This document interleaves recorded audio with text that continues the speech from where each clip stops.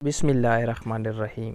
دوستو، آج کی کہانی ہے نیلا کی، جو اپنی ماں کے مرنے کے بعد اپنی خالہ کے پاس رہنے لگتی ہے اور اسی خالہ کا بیٹا بھی جوان ہوتا ہے۔ دونوں آج جب رمشا کے پاگل خانے میں جانے کی اطلاع ملی تو میرا دل ڈوب گیا۔ ایک بار قسم کھائی تھی کہ اپنی اس خالہ زاد بہن سے کبھی نہیں ملوں گی، مگر آج خود اس قسم کو توڑ دی اور اسے ملنے کو بے قرار ہو گئی۔ بہرحال یہ ان دنوں کا ذکر ہے جب ہم گجرانوالہ کے ایک گاؤں میں مقیم تھے۔ میری خالہ امی سے 2 برس چھوٹی تھی اور نام شاہانہ تھا۔ ان کے شوہر کو عرصہ سے ٹی بی کا مرض لاحق تھا۔ یہ متوسط گھرانے سے تعلق رکھتے تھے۔ رفتہ رفتہ خالو کی صحت جواب دے گئی اور وہ اس روگ کے باعث کام کاج سے محروم ہو گئے تھے۔ وہ سارا دن بستر پر پڑے رہتے، بیوی اور بچیاں خدمت کرتی، ذریعہ آمدنی کوئی نہ رہا کہ کنبے کا سربراہ تو علیل تھا۔ 4 بچے تھے، 2 بیٹیاں اور 2 بیٹے کی ان کی ذمہ داری بھی خالہ شاہانہ کے ناتواں کندھوں پر تھی۔ حالات ایسے ہو گئے کہ چولہا ٹھنڈا رہنے لگا۔ تب خالہ جان لوگوں کے گھروں میں محنت مزدوری کرنے نکلی، کسی کے گھر کی رضائیاں سیتی اور کسی کا اناج پکاتی، کسی کے ملبوسات سلائی کرنے کو لاتی۔ غرض اس طرح وہ اپنے بچوں کی ضروریات پوری کرنے لگی۔ اس قلیل آمدنی میں بیمار شوہر کا علاج معالجہ لازم تھا۔ ان کو پریشان دیکھ کر امی جان کا دل کرتا، بہانے جاتی اور کچھ نہ کچھ سوغات دے آتی تاکہ خالہ شاہانہ کی مدد ہو جائے، جس پر خالہ امی کو مشکور رہتی تھی کہ برے وقت میں اپنے ہی کام آتے ہیں۔ انہی دنوں بڑی بیٹی رمشا نے مڈل کا امتحان پاس کیا تھا۔ وہ گورنمنٹ گرلز ہائی اسکول جانا چاہتی تھی، مگر حالات کی وجہ سے تعلیم کو خیر آباد کہنا پڑا۔ تب ہی پڑوسن کی وساطت سے اسے ایک فیکٹری میں ملازمت مل گئی۔ رمشا ان دنوں بمشکل 15-16 برس کی تھی جب وہ فیکٹری پہلی بار کام کرنے گئی۔ آپ سمجھ سکتے ہیں کہ 15-16 برس کی کم سن بچی میں کیا عقل ہوتی ہے۔ بے شک وہ ذہین تھی، مگر تجربہ کار نہ تھی، زمانے کی اونچ نیچ کو نہیں سمجھتی تھی۔ تب ہی بہک گئی۔ بہن بھائیوں سے کم شکل تھی، وہ صرف قبول صورت تھی، جبکہ خالہ جان کی باقی تینوں بچے خوبصورت اور گورے چٹے تھے۔ خدا جانے شاہانہ کس پر گئی تھی، رنگت سانولی مگر قد کاٹ خوب شاندار تھا۔ اس کو بچپن سے ہی یہی کمپلیکس تھا کہ وہ خوبصورت نہیں ہے۔ یہی وجہ تھی کہ وہ خود کو بنا سنوار کر رکھتی اور شوخ رنگ کے لباس پہنتی تھی تاکہ نمایاں نظر آئے۔ رشتہ دار لڑکیوں میں اسے فیشنیبل سمجھا جاتا تھا۔ غربت کے باوجود وہ گھر کی نہیں لگتی تھی۔ جس فیکٹری میں کام کرتی تھی وہ گھر سے 1 میل کے فاصلے پر تھی۔ یہ فاصلہ وہ پیدل ہی طے کرتی تھی۔ تینوں بہن بھائی چھوٹے تھے اور سرکاری اسکول میں زیر تعلیم تھے۔ کچھ لڑکیوں کو گھریلو مسائل کا کم عمری سے یہ احساس ہو جاتا ہے۔ رمشا بھی چاہتی تھی کہ اپنی آمدنی سے گھر کے مسائل کو سنبھال لے اور غربت کے عذاب سے نجات پائے۔ محنت مشقت کے باوجود ماں بیٹی کی قلیل آمدنی سے گھر کا گزارا اچھی طرح نہیں چل پا رہا تھا اور رمشا اس فکر میں گلی جا رہی تھی کہ کسی طور پر اوور ٹائم وغیرہ کر کے آمدنی کو بڑھائے تاکہ بیمار باپ کو وقت پر دوا دے سکوں۔ فیکٹری میں ایک شخص حسنین نامی کام کرتا تھا، جس کی عمر 28 سال کے لگ بھگ ہو گئی۔ وہ کافی خوبصورت، اونچا لمبا نوجوان تھا۔ ورکرز کے کام کی نگرانی اسی کے ذمہ تھی۔ رمشا بھی اس کے انڈر کام کرتی تھی۔ چونکہ وہ ایک پرکشش اور محنتی ورکر تھا، لہٰذا حسنین اس کو دوسری ورکر لڑکیوں پر ترجیح دیتا تھا۔ یوں دونوں کا ایک ذہنی رشتہ قائم ہو گیا۔ جو بات حسنین سمجھتا، دوسروں سے پہلے رمشا سمجھ جاتی۔ ہوتے ہوتے دونوں میں اپنائیت بڑھتی گئی۔ ایک دن رمشا نے حسنین کو اپنے مسائل سے آگاہ کر دیا اور استدعا کی کہ وہ اس فیکٹری میں اوور ٹائم دلوا دے تاکہ آمدنی مزید بہتر ہو جائے۔ حسنین نے وعدہ کیا کہ وہ مینیجر سے بات کرے گا۔ یوں کوشش کرنے سے رمشا کو اوور ٹائم تو مل گیا، مگر اب ڈیوٹی کی اختتام پر رات ہو جاتی تو گھر واپس لوٹنے کا مسئلہ کھڑا ہو گیا۔ وہ اکیلی رات کے وقت گھر جانے سے ڈرتی تھی۔ اس نے اپنے خوف کا ذکر حسنین سے کیا تو وہ بولا، میں بھی اسی ٹائم چھٹی کر کے گھر جاتا ہوں اور میرے راستے میں تمہارا گھر ہے، میں تم کو روز گھر چھوڑ دیا کروں گا۔ اندھا کیا چاہے 2 آنکھیں۔ ویسے بھی رمشا حسنین کو پسند کرتی تھی۔ اس نے حامی بھر لی۔ دونوں روز چھٹی کے وقت ایک ساتھ فیکٹری سے نکلتے۔ حسنین کبھی موٹر سائیکل پر اور بھی پیدل رمشا کو گھر چھوڑنے جاتا۔ اس بات پر خالہ کو تو اعتراض نہیں ہوا، لیکن کچھ پڑوسیوں کو اعتراض ضرور تھا اور رشتہ دار بھی چیں باچیں تھے،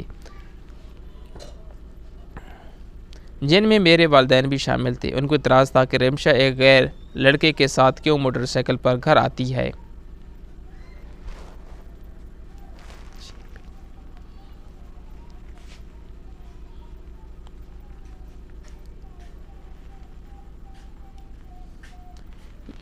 بہتر ہے کہ وہ یہ ڈیوٹی نہ کرے اور وقت پر گھر آ جایا کرے، جبکہ رمشا کا کہنا تھا کہ اس کے گھریلو مسائل کا حال تو اسی کو نکالنا ہے۔ لوگ اعتراض کرنا جانتے ہیں مگر مدد کرنا نہیں جانتے، اور اگر کوئی مدد کرنا چاہے تو اس کو نشانہ بنا دیتے ہیں، لہٰذا اسے کسی کی پرواہ نہیں ہے، کیونکہ حسنین ایک اچھا انسان ہے اور فیکٹری میں اس کا سپروائزر ہے۔ اگر اس نے برائی کرنی ہوگی تو کیا فیکٹری میں کوئی اس کو روک سکے گا؟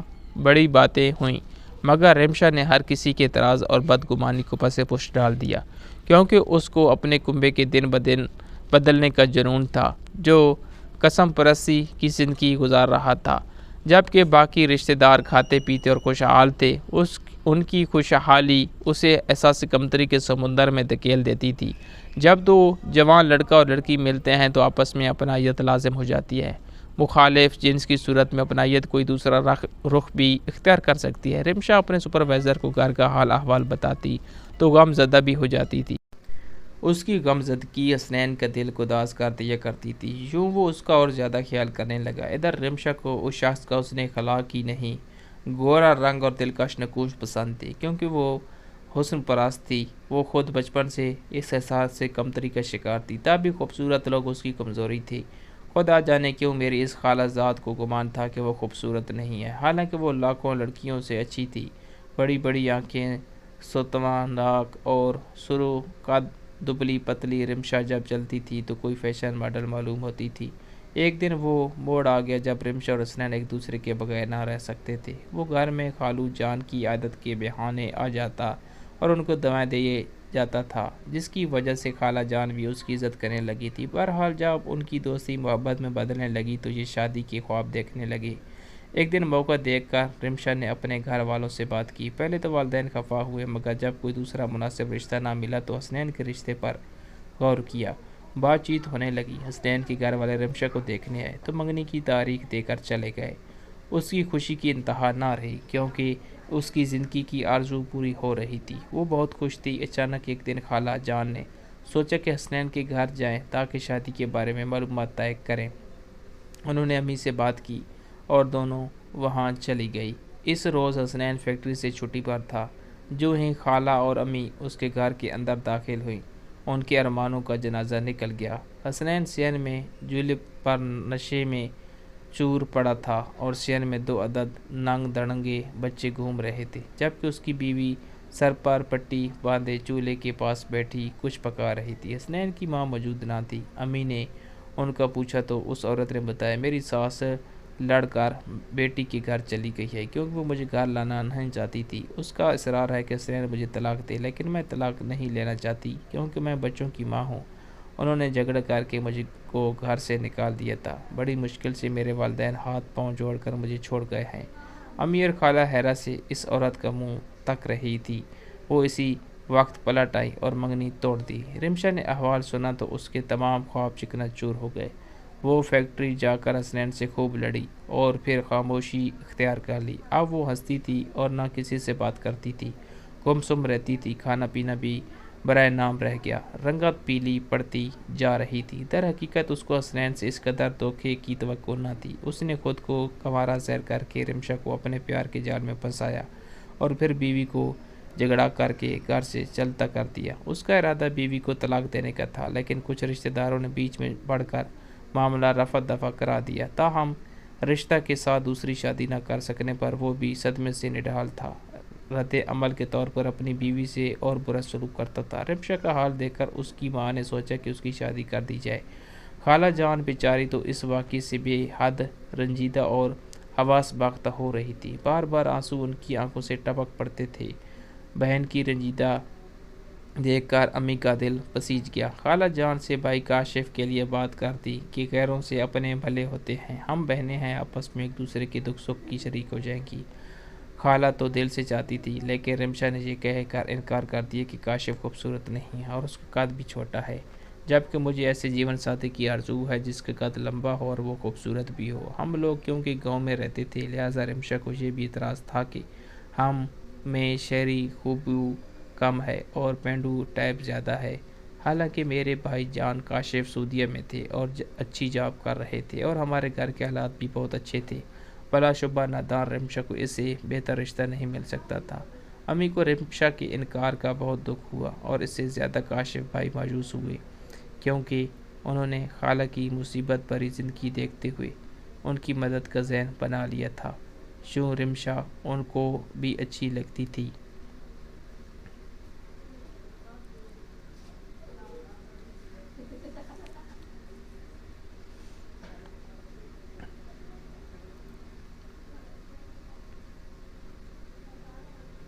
رمشا ان دنوں جوانی کے نشے میں چور تھی، اسے اپنے سوا کچھ نظر نہیں آتا تھا۔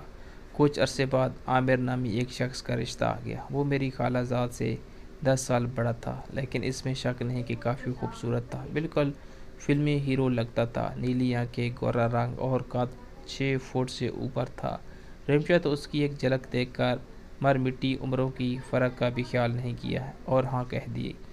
خالو قریب المرگ تھے۔ خالہ نے سوچا کہ ایک فرض پورا کروں، آگے اللہ مالک ہے۔ عامر کی 3 بہنیں شادی شدہ تھیں اور ماں فوت ہو چکی تھی، جبکہ باپ ٹھیک آدمی نہ تھا۔ وہ شراب کا رسیا اور جوئے کا عادی تھا۔ شادی کے بعد چند ماہ آرام سے گزرے، پھر مسائل کا دروازہ کھل گیا۔ مکان اتنا بڑا تھا کہ ایک حصے میں یہ رہتے تھے اور باقی کرائے پر اٹھایا ہوا تھا۔ اس کرائے سے عامر اور رمشا کا اچھا گزارا ہو جاتا تھا۔ جب رمشا کے سسر نے جوئے میں مکان ہار دیا تو یہ سب لوگ بے گھر ہو گئے اور کرائے کے گھر میں رہنے لگی۔ رمشا نے اس بربادی سے بھی سمجھوتا کر لیا، کیونکہ وہ زندگی کے نشیب و فراز بچپن سے ہی سہتی آئی تھی۔ زندگی میں اب تک دکھوں کے سوا کچھ نہیں ملا تھا۔ اسی دوران ان کے گھر بیٹی پیدا ہوئی، جس کا نام اقصیٰ رکھا گیا۔ اب اخراجات بڑھ گئے، جبکہ عامر شروع سے ہی نکما تھا۔ یہ بہت ہی ذلت کا وقت تھا۔ بیچاری رمشا اپنی ماں کی طرح کسی کے گھر کا کام کاج کرنے لگی۔ عامر نے کوئی اعتراض نہ کیا، الٹا نشہ کرنا شروع کر دیا۔ سب بھی جانتے ہیں کہ نشہ انسان کو بے حس اور بے غیرت بنا دیتا ہے۔ وہ تھوڑا بہت کمانے سے بھی رہ گیا تو مکمل بوجھ رمشا پر ڈال دیا گیا۔ ایسے حالات میں گھر آ کر اسے احساس ہوا کہ کاشف بھائی سے شادی نہ کر کے کتنی بڑی غلطی کی ہے۔ بعض خوبصورت شوہر کی خواہش کے پیچھے خود کو غیر محفوظ کر لیا۔ حالانکہ میرا بھائی بھی قبول صورت تھا، مگر رمشا کے خیالوں میں تو کوئی فلمی ہیرو نما آئیڈیل بسا ہوا تھا۔ وقت گزرتے دیر نہیں لگتی۔ اسی دوران دوسری بیٹی بھی دنیا میں آ گئی تو زندگی اور زیادہ کھٹن ہو گئی۔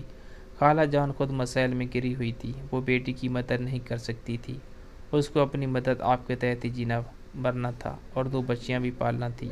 اب دوہری ذمہ داری ہو گئی۔ وہ کام پر بھی باقاعدگی سے نہیں جا سکتی تھی۔ اس وجہ سے گھریلو حالات مزید خراب ہو گئے۔ آفتاب عامر کا بچپن کا دوست تھا، اس کا آنا جانا تھا اور وہ اپنے دوست کو بہت سمجھاتا تھا، مگر وہ کسی کی نہ سنتا تھا۔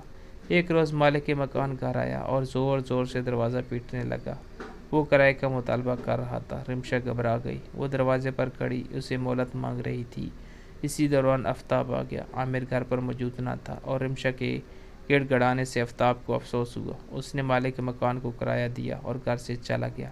اب آفتاب اکثر آنے لگا۔ وہ بچیوں کو بلکتا دیکھ کر رنجیدہ ہو جاتا، ان کے لیے دودھ کے ڈبے، بسکٹ اور کبھی گھر کا سودا سلف اور روپے پیسے دے جاتا۔ یوں عامر اور رمشا اس کے احسان تلے آ گئے۔ عامر دن بہ دن نشے میں ڈوبتا گیا۔ زندگی کی تلخ حقائق سے فرار کی خاطر وہ ہیروئن پیتا اور ایک سے قرض کی بھیک مانگتا۔ کام کاج بالکل چھوڑ دیا تھا۔ جب کوئی قرض کی واپسی کا مطالبہ کرتا تو یہ گھر سے بھاگ جاتا۔ ایک روز ایک سود خور نے اپنی رقم کا مطالبہ کیا تو عامر مجبور ہو گیا۔ کہنے لگا رمشا سے لے لو، اگر نہ دے تو اسے اپنے ساتھ لے جاؤ، تمہارے پیسے پورے ہو جائیں گے۔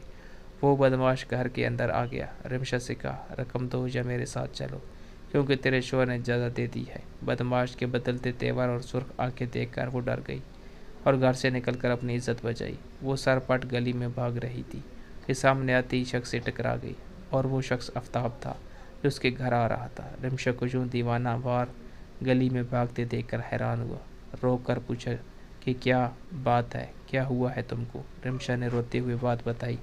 آفتاب آگ بگولا ہو گیا۔ وہ عامر کی طرف گیا، مگر وہ جا چکا تھا۔ اس واقعے کے بعد 1 ماہ تک وہ گھر نہ آیا۔ بڑی تلاش کے بعد ملا تو آفتاب نے اس پر لعنت ملامت کی، جس پر بولا رمشا میری بیوی ہے، میں اپنی بیوی کا سودا کر رہا تھا، تیری بیوی کا نہیں، پھر تمہیں کیوں اتنی آگ لگی ہے؟ اس بات پر آفتاب نے اس کے منہ پر تھپڑ مار دیا اور کہا بے غیرت، کسی غیر مرد کو اپنی عورت پیش کرتے ہوئے تجھ کو شرم نہیں آتی؟ اس طرح یہ دوستی دشمنی میں بدل گئی۔ اس واقعے کے بعد رمشا نے گھر چھوڑ دیا اور وہ آفتاب کی پناہ میں چلی گئی۔ اس نے شوہر سے طلاق کا مطالبہ کیا، لیکن جب عامر نے طلاق نہ دی تو رمشا نے آفتاب کے ذریعے کورٹ سے طلاق لے لی۔ اس پر عامر نے ہر جگہ یہ مشہور کر دیا کہ آفتاب اور رمشا کے درمیان ناجائز تعلقات ہیں۔ دونوں نے آپس میں مشورہ کیا کہ بدنامی تو ہو چکی ہے، اب کیوں نہ ہم کوئی فیصلہ کر لیں۔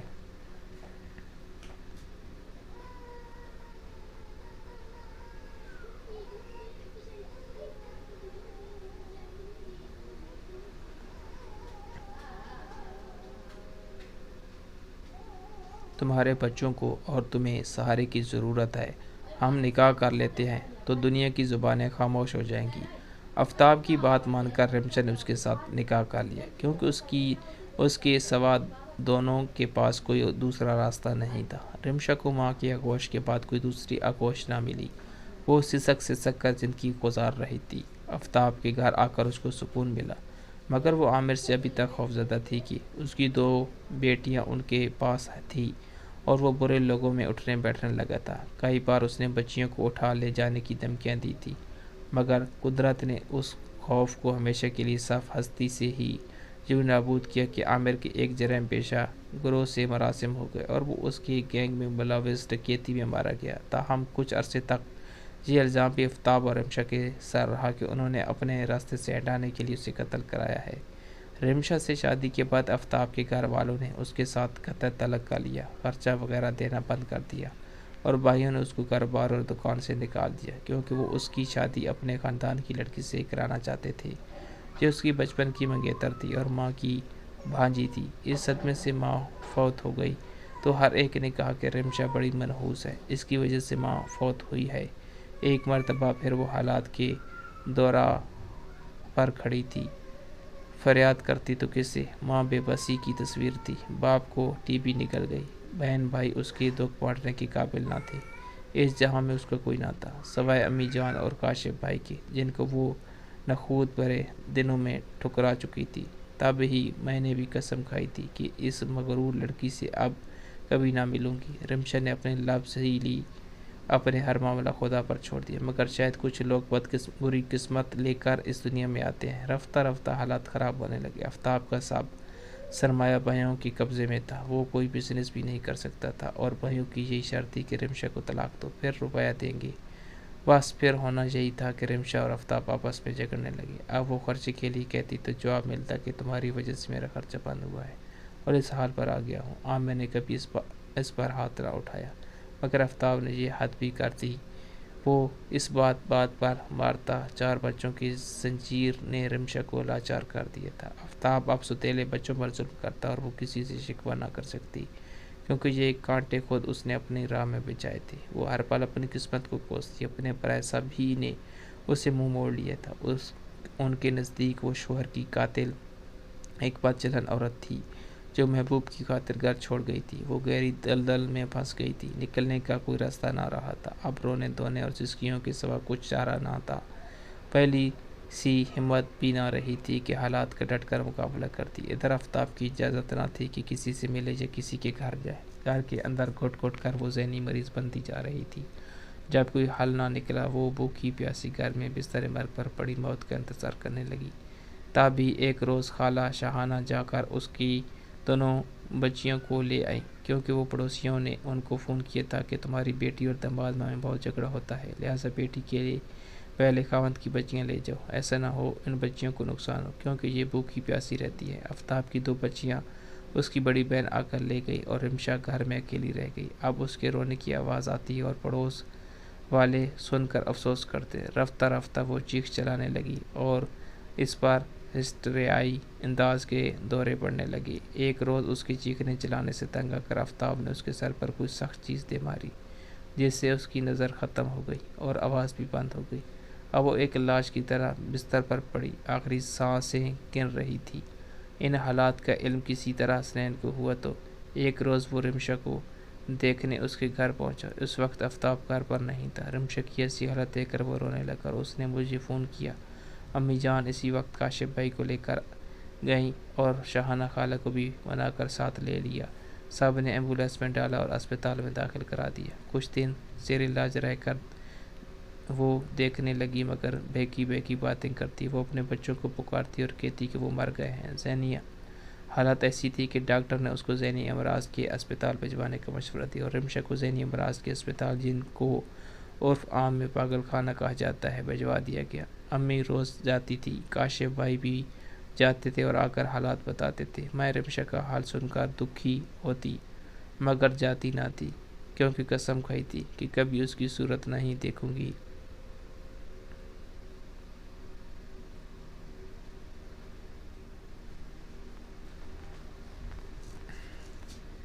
آخر کار امی نے کہا کہ قسم کا کفارہ ادا کرو اور رمشا کو دیکھنے جاؤ، وہ تمہیں یاد کرتی ہے.